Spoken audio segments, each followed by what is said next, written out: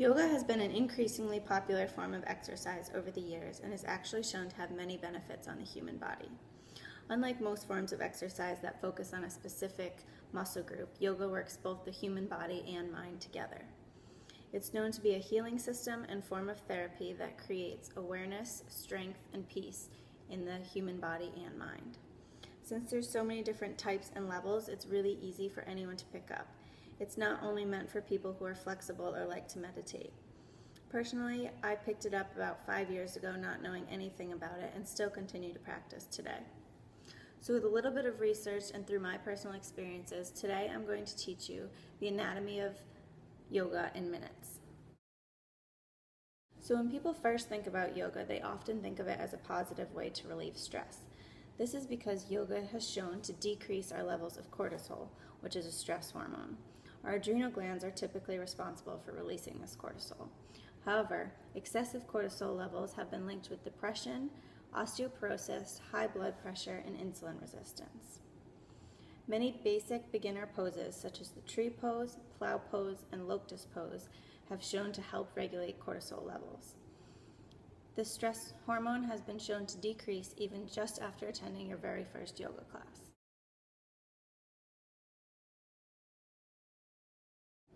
In addition to reduce stress, yoga has also shown to help reduce joint pain. When you practice yoga, you're constantly rotating and circulating your joints.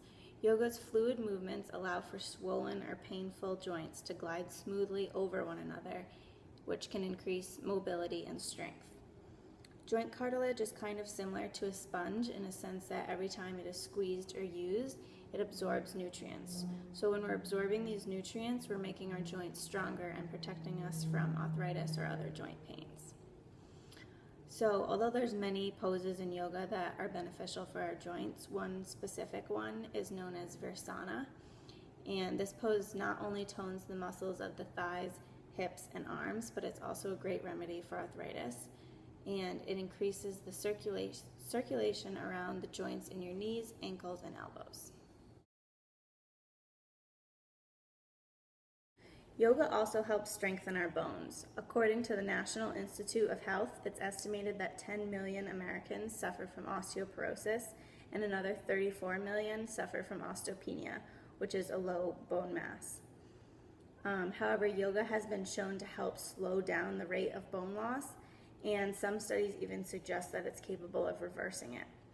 A lot of our yoga poses require us to lift our own body weight up against gravity, and this resistance against gravity is essentially what would strengthen our bones. So a good example of a pose in yoga that strengthens our bones would be Warrior Pose 1 and 2.